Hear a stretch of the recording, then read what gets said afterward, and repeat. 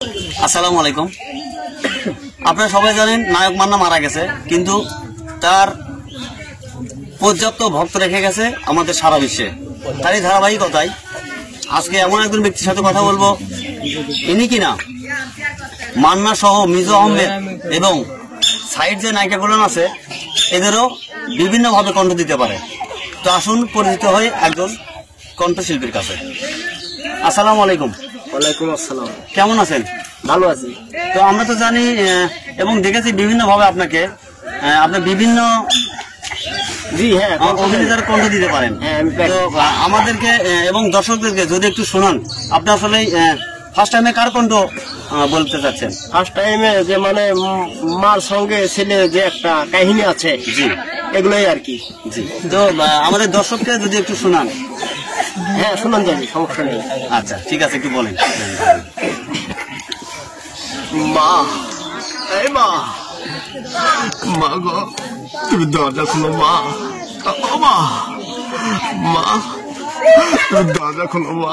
আমি তোমার ছেলে দেখলো, তুমি বিশ্বাস করো মা, আমি খুন করিনি মা, আমি খুন করিনি মা। এই মা, এত অভিমান আমাকে প্রেম করিস না মা, আমার উপর এত অভিমান আমি যা সইতে পারছি না মা। খুনি সন্তান আসি, তোর মতো খুনির আমি মুখ দেখতে চাই না। তোর কারণে তোর বোনের বিয়ে ভেঙে গিয়েছে, আমি চাই না তোর মতো সন্তানকে, আমার কোনো প্রয়োজন নেই মা। তুই কেমন মা, নিজের সন্তানকে 10 মাস 10 দিন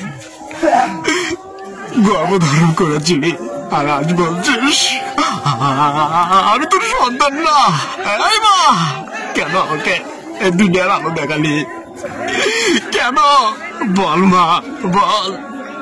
আমি অন্যায়ের প্রতিবাদ করেছিলাম বলে আমাকে তোমরা ঘৃণা করো না? ঘৃণা করো? এই আমার বাবা তো ছিল একজন আদর্শবান মানুষ, স্কুল শিক্ষক, কিন্তু কেন তাকে নির্মম ভাবে খুন করলো মা? বল, বল মা, মা তুই বল মা, বল। তার জন্য আইন আছে, তুই কেন এই পথে গেলি?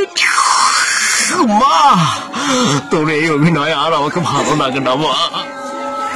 আজ বলো আমি ক্লান্ত, আর তোর আদর্শ নিয়ে তুই আমি চলে গেলাম, আমি চলে গেলাম।